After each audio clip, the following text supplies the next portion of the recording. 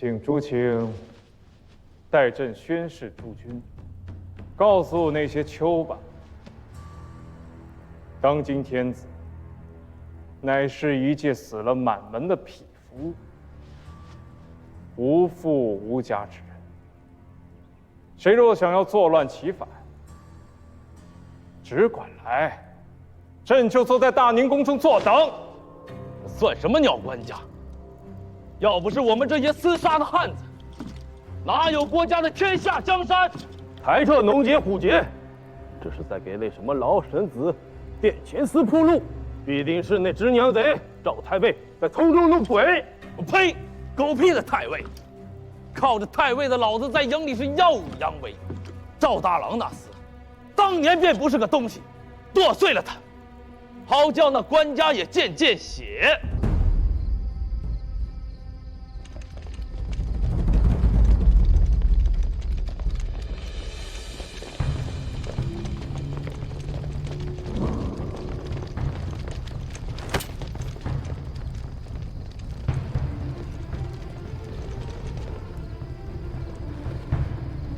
张大、刘三、尔等深更半夜无令出营，这是吃多了酒，迷了心智了吗？老太尉，兄弟们跟你出生入死10几年，替着老太尉卖命，才有了老太尉父子今日的风光体面。如今老太尉不说了吗？连大郎都成了太尉，这硬生生砸了兄弟袍子们的饭碗。此时今日，若不给个说法，兄弟们是万万不能答应的。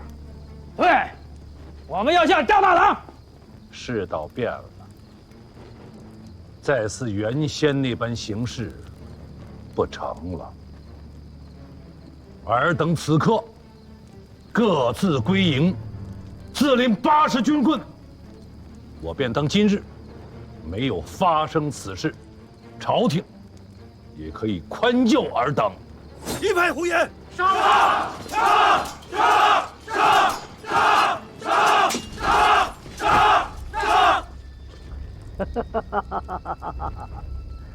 老太尉的意思是，今日这公道是万万没有了。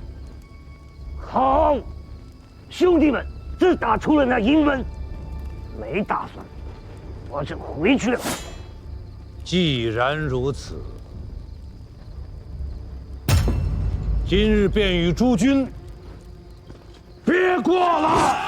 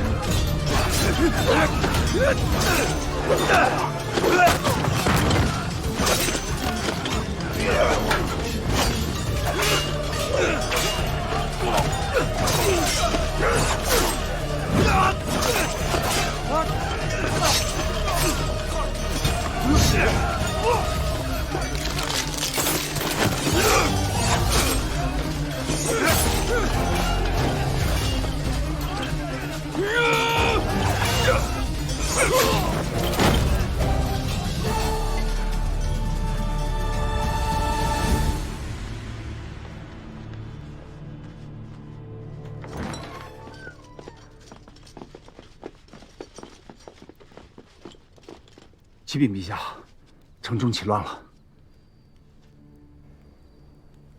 南唐的军阵员额详报处理好了吗？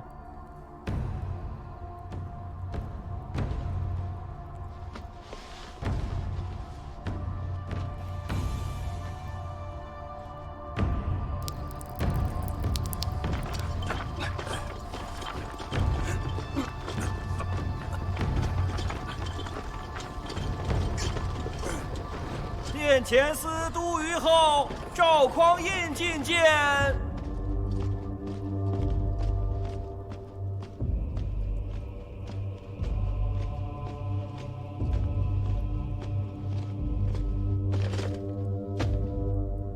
急奏陛下，昨夜城中兵祸，乱军将佐共计171人，斩杀94人，其余请降。现于押赴宫门之外。悉斩之。诺。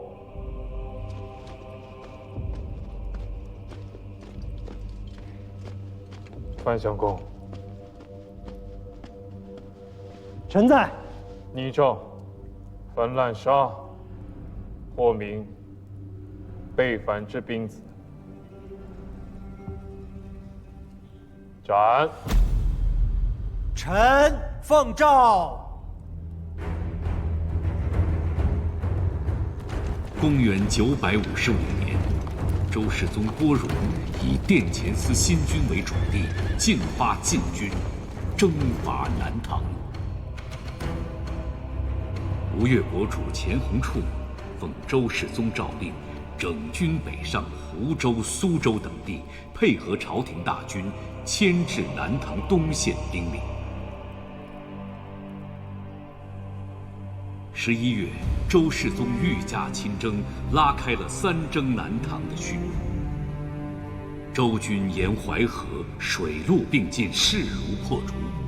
至公元956年初，先后攻占滁、阳、泰等州，但在围攻淮南军事重镇寿州时，因南唐大将刘仁善拼死抵抗，周军久攻不下。4月雨季来临，淮水暴涨，周世宗不得不暂行班师。公元957年2月，周世宗再征南唐。周军于紫金山之战中截击并大败南唐援军，大将赵匡胤表现英勇，率军击溃南唐齐王李景达部，寿州遂成孤城。3月，刘仁善病危不省人事，其部下遂开城投降。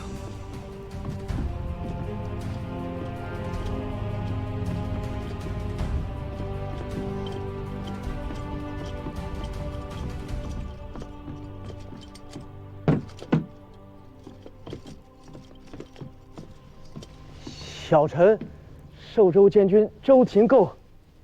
淮南，营田副使孙宇。恭迎圣朝皇帝陛下，万岁万万岁！陛下万岁万岁万万岁！刘太尉身染沉疴，不能起身，望陛下恕罪。是尔等要降，还是你家太尉要降？启禀陛下，是我家太尉。说实话，允尔等不死。回禀陛下，小人等早有归降圣朝之意，奈何太尉他一直不允，这才牵延了许多时日，望陛下恕臣等之罪啊！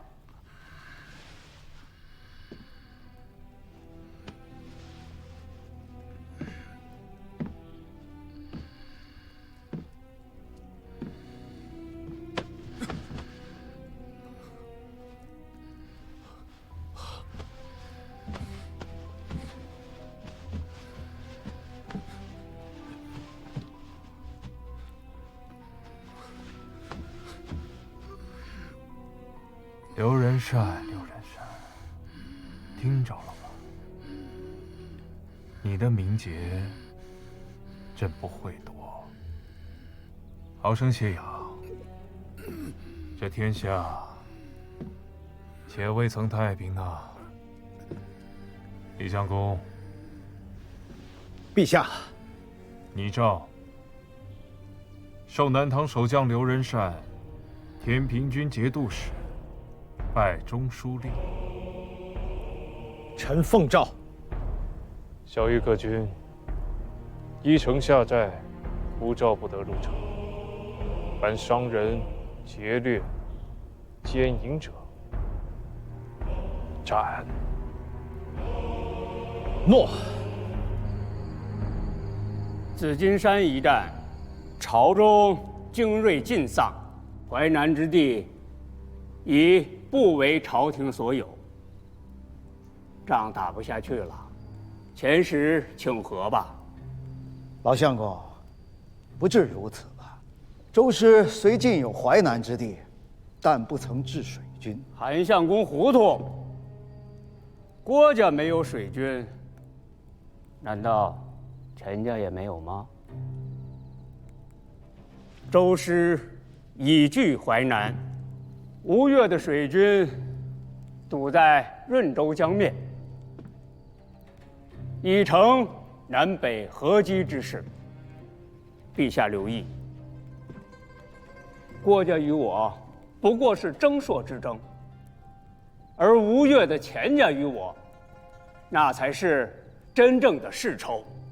哼，有朕的大唐，才有中原朝廷对他吴越钱家几十年来的荣宠恩眷。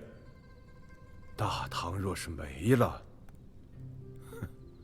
郭荣小儿兵锋所指，还能容他前世在东南之地的逍遥快活吗？唇亡齿寒之礼，想必钱王还是懂的。痴人说梦。钱婆刘留下的家训是如何讲的？徐某奉天子诏令，向吴越王致意，问钱王安。徐君谬矣。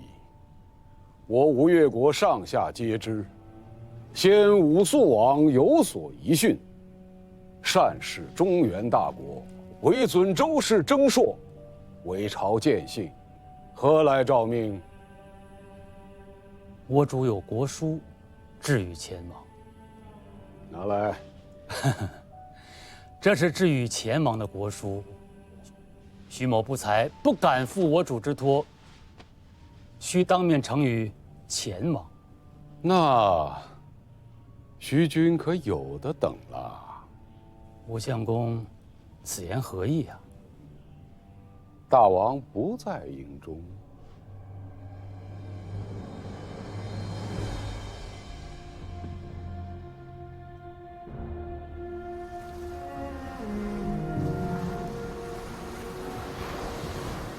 推诚保德安邦，治理中正功臣，左右金吾卫上将军、镇军大将军，天下兵马都元帅，领镇东、镇海两军节度使，开府仪同三司、尚书令，兼杭州、越州大都督、上柱国、太尉、吴越国王，臣钱弘处参见陛下。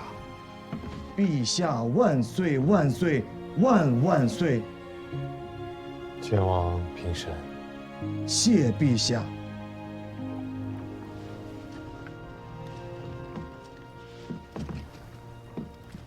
赐前王坐。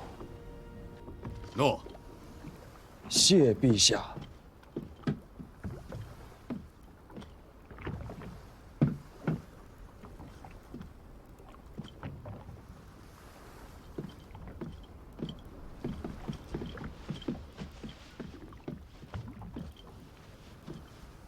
今世一别10年了，陛下请简了。10年前，九郎犹如义气少年，如今坐断东南，颇有些孙仲谋的模样。沐猴而冠罢了。臣是个懒散人，许多事其实做不来。奈何心钱啊！南唐使臣想觐见请和，前王认为如何？兵者，凶器也。圣人不得已而用之。南唐33军州，吴越100万军民，皆陛下斥责。九郎如今也学会说官话了。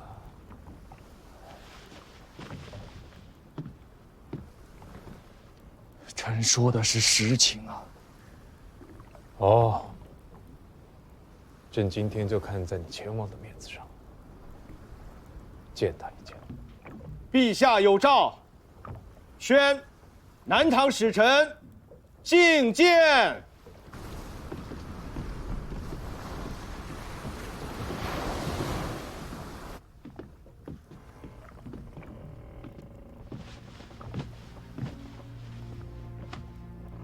下国罪臣叩见上国天子。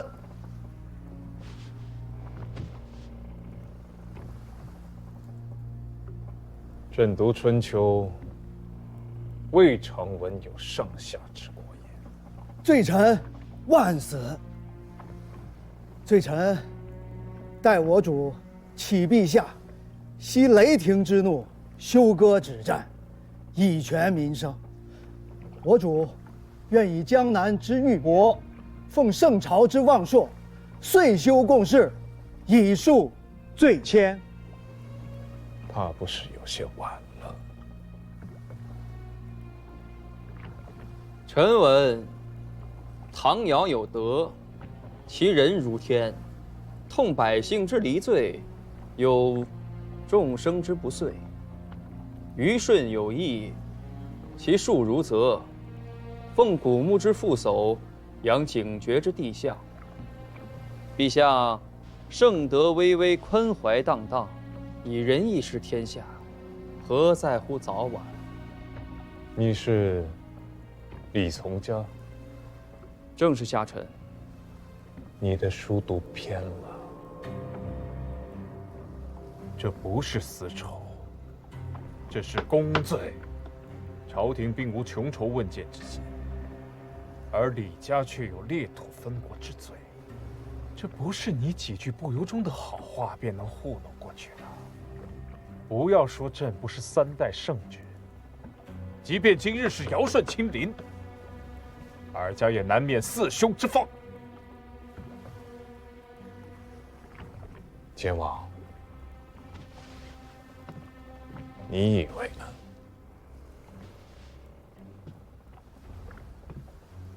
去尊号，通商路，修共事。江南之地，陛下或可许他家1、2世恩荣。听明白了吗？罪臣听明白了。罪臣这便带着陛下诏谕回转江宁。我主聪睿，必不失陛下所望。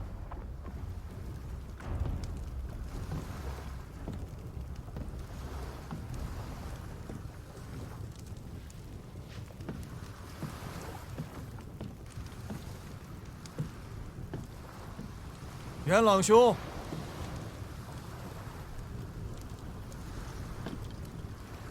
夜色不早了，大王早些歇息吧。元朗兄，有话但说无妨，小弟在此洗耳恭听。下官位卑言轻，不敢以下犯上。元朗兄是在怪我，白日间没有劝谏陛下平灭南唐，以全金瓯。大王可知，朝廷为了这一战，准备了多少年？大王可知这一仗死了多少人吗？大王乃是东南之主，天下兵马都元帅，国之重臣，一言可兴邦，一言可灭国。大王想留着南唐给吴越做屏障，由不得陛下不从。只是可惜了，萧逸哥这些年来栉风沐雨，励精图治，夙夜忧心。他把心血熬干了，才换来了今日这场轩赫大胜。没想到，大王今天几句话，便给南唐留下了33个州郡，10余万的兵马，给他们留下了裂土分国、割据一方的本钱。这些事，陛下不懂吗？这场仗打了1年多了吧？大军的粮草还有多少？各营将士，战没者几何？伤病者几何？离家1载，顾念妻儿者又有几何？元朗兄是做将军的，这些事儿，难道不知吗？朝廷大军乏粮，可吴越有粮；朝廷大军久战疲惫，可吴越有兵。南唐能不能灭？李家能不能降？得看吴越这位国主，心里装的到底是天下苍生，还是东南小朝廷的一己之私？不干九郎的事。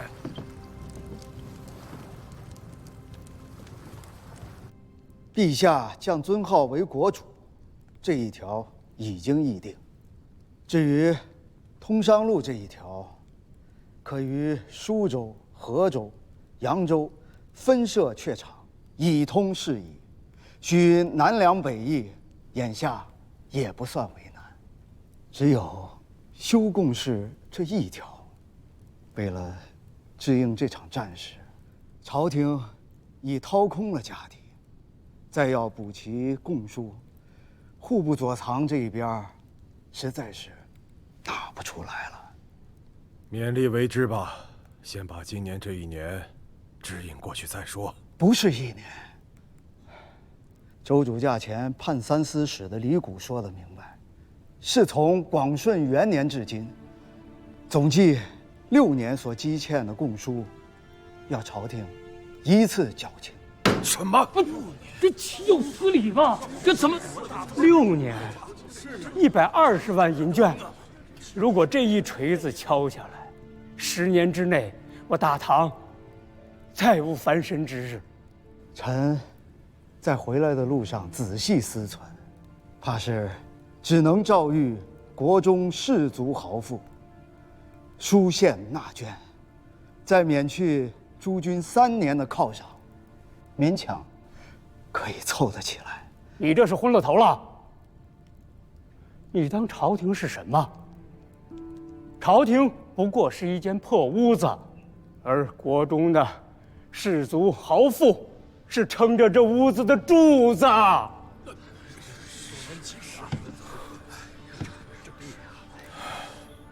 家父吧。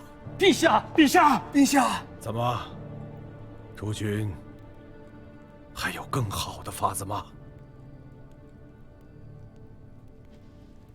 朕要捐免河南各州县3年的钱粮，淮南新定也要捐免3年的钱粮。也就是说，这3年之内，朝廷只能靠着贡书、商事以及关中、河北2地的税赋过日子。不是不想再打，实在是打不动了。仗要是再打上1年，灭国破都或许不难。可是中原复兴之地，又要生出几10万的流民来，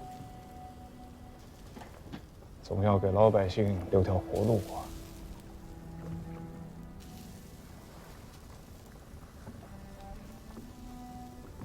人活着，才能够继续耕田屯垦；人活着，才能继续缴纳税赋；人活着，才能够生儿育女，滋养人丁。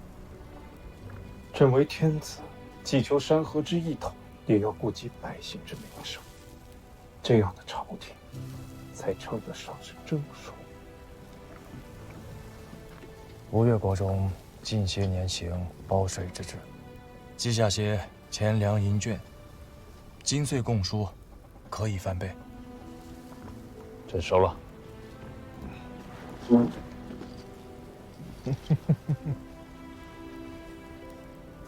其实百姓或许艰难，豪门大族却是饿不死的。朕知道你要说什么。包税之制在东南尚可，可是在中原，却是行不通的。中原周郡打了几10年，主权中立天下，无朝论体。你也来，他也来，其他人也来。任你是怎样的豪族世家，这些年过去，家底子也都掏空了，能留存血脉，已经是老天爷开眼了。快100年了，中原没有世家了。完事之后，朕要丈量全国田土，要接着削藩，接着裁兵，要将3成的军屯田土发作袋子，授予百姓，让他们有余力去垦荒，去伺候土地，去蓄养牲畜。去种桑树，去种果树，去种菜蔬。3年之内，得让老百姓得一个看得见、摸得着的、实实在在的太平年景。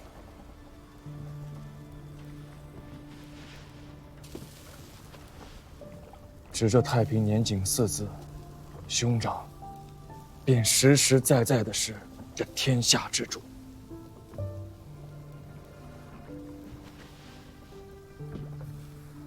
我知九郎说的是真心话，只是如此，朕还当不得。朕闻吴越国先武肃王曾给王妃寄书，陌上花开，缓缓归矣。确有此事。国中夫子们都说，家翁虽读书少，可这句话着实说得雅致，不似我这鱼肠子般粗鄙市侩。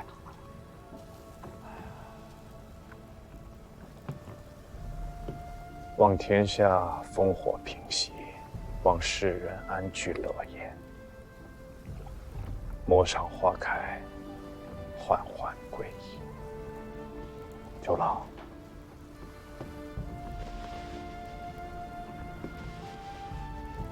要做的事太多了，要安梨树，要养生息，要治太平。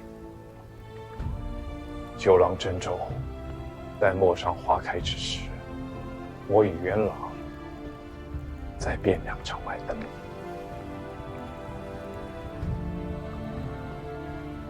臣前鸿处奉诏。